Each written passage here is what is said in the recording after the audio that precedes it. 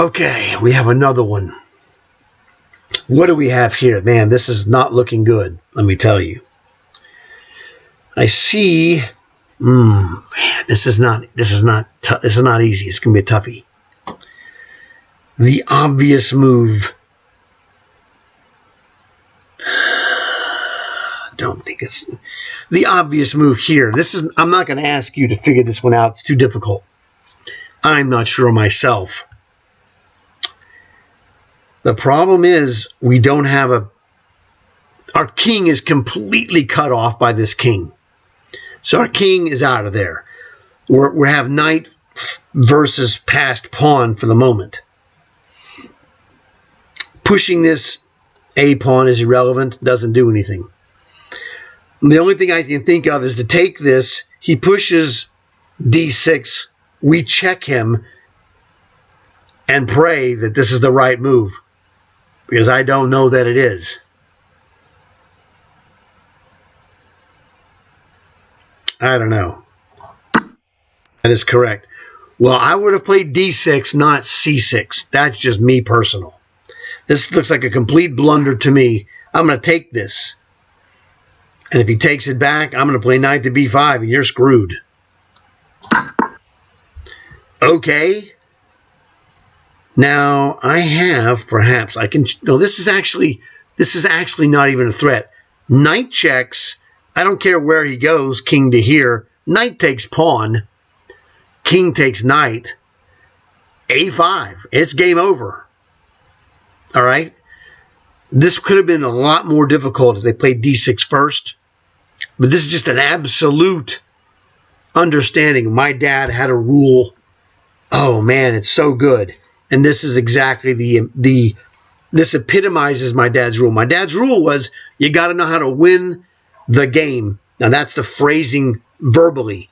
And it sounds better than what it means is you've got to know how to win the position. That doesn't have the ring of greatness, okay?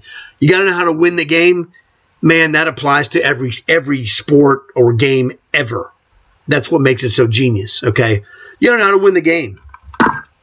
Here, I could spend a half an hour and figure this out, but that would make an awful video. Okay. Here, the winning the game or winning the position is just fork him. Just fork you. He should go king to here. It doesn't matter.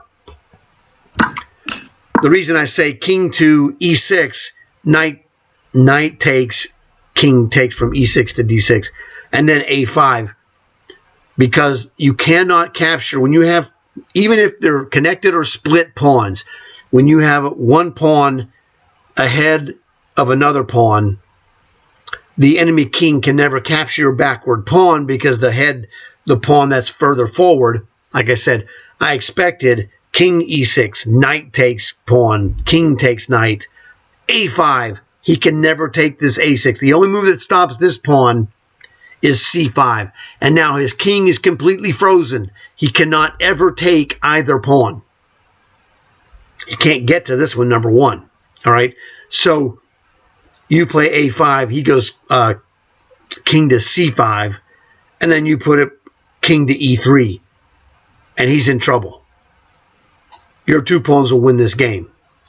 I still think this would have been much more difficult if he plays king d6. I mean, pawn to d6, because I check him.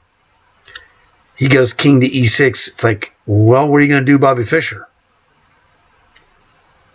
You could play a5, d7, 8. You can't do that. And if you go check, king e6, knight takes, pawn takes, these two pawns don't cut it. So I don't know. I didn't have to do it. And it's a toughie, so hope you enjoyed it.